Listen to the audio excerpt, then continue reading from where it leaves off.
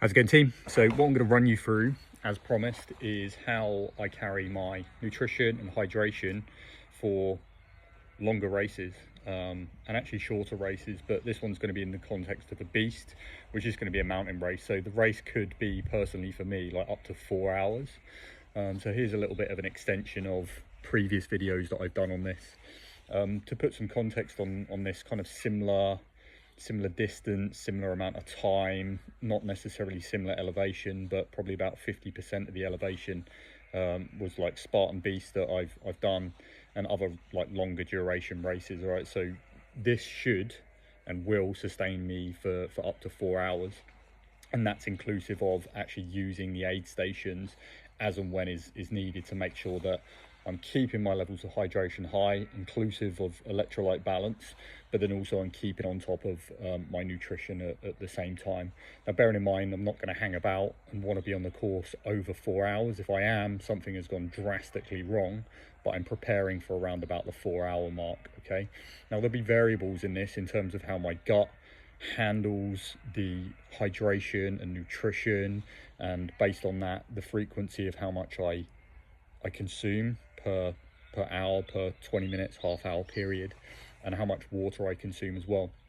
Like the elevation, the climate, the environment will all be determining factors, but my intention and aim is to keep up on hydration and nutrition from the off, because we want to preserve and conserve the stored energy that we have in terms of muscle glycogen, and we want to keep that topped up early on, so that when we get to the back end of the race, when nutrition might not be available, maybe we've eaten through it, or maybe something has happened, all right, we've got to prepare for the unforeseeable events, which has happened to many athletes, where you either lose nutrition or something splits.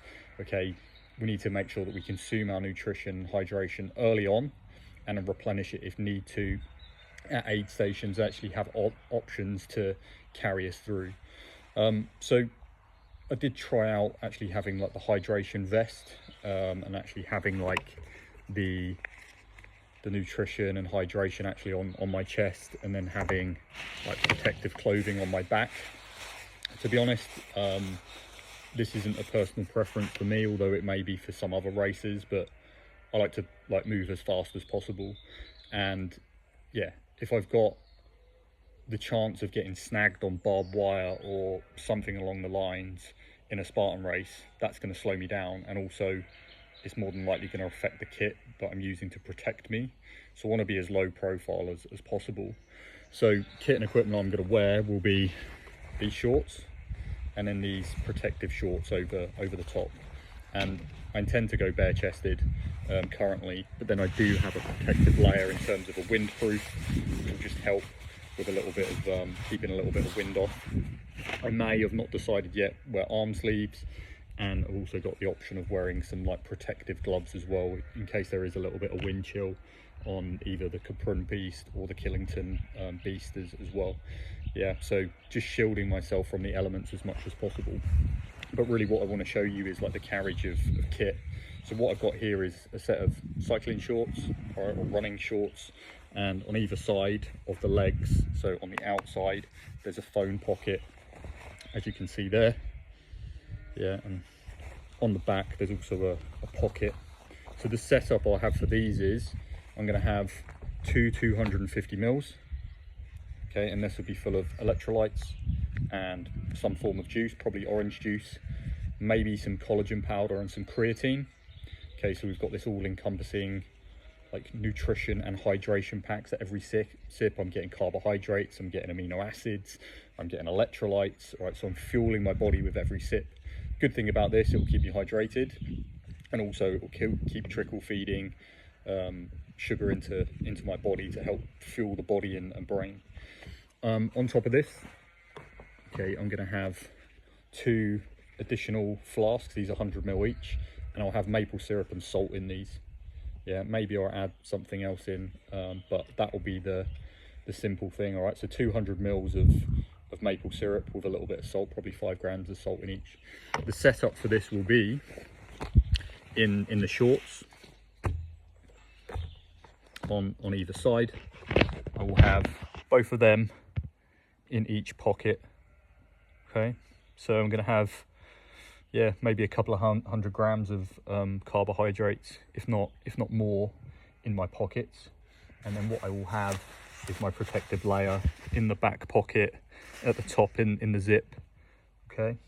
And then also what I'm having, because obviously that's not enough water to sustain me for the race, I was thinking about like carrying extra flasks so I don't have to stop, but it would just end up being too cumbersome. And the reason I've gone so low profile with this is so that I can move fast and not be hindered in any way, shape or form. And actually trying this out, and the shorts are super tight to my body. I barely even notice that any of the stuff is even in there. So what I'm going to do is take some electrolytes in a case here.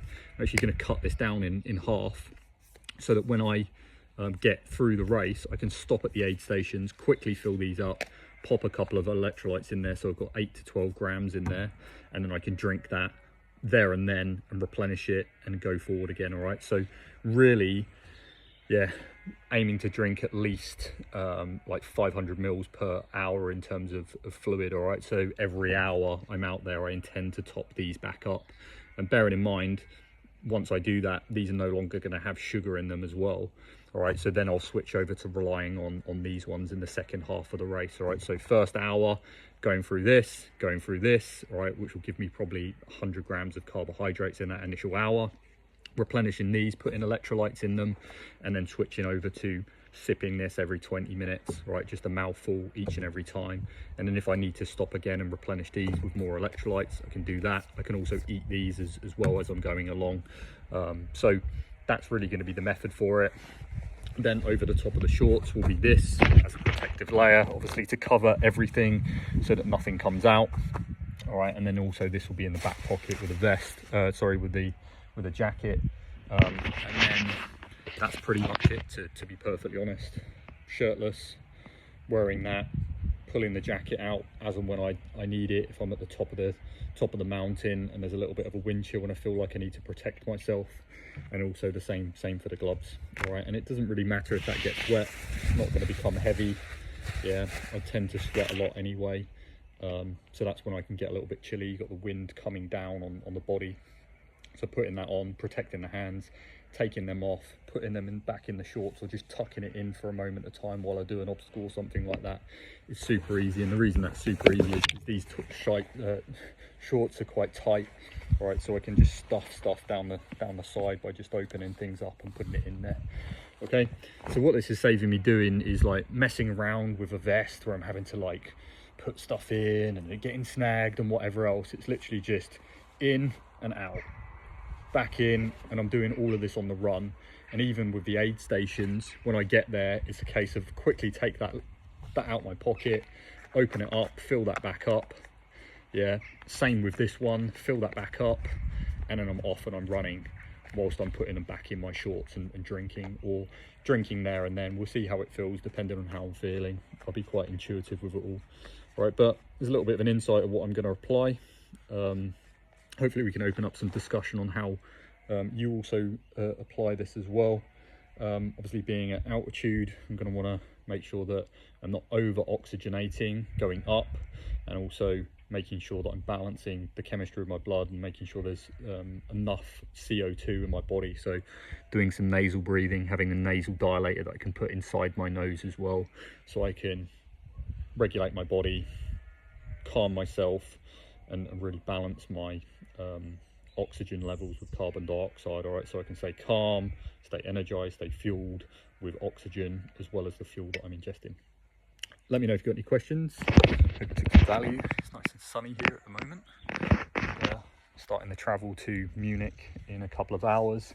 I'll be in Zell am See by Thursday, and then meeting up with some of the team. So looking forward to that. And then Monday start my journey to the USA, where I'm meeting up with Jack, and then yeah, moving onwards to going up to Killington, Vermont the end of the week and spending the weekend with you guys. But excited for it, and I'll catch you soon.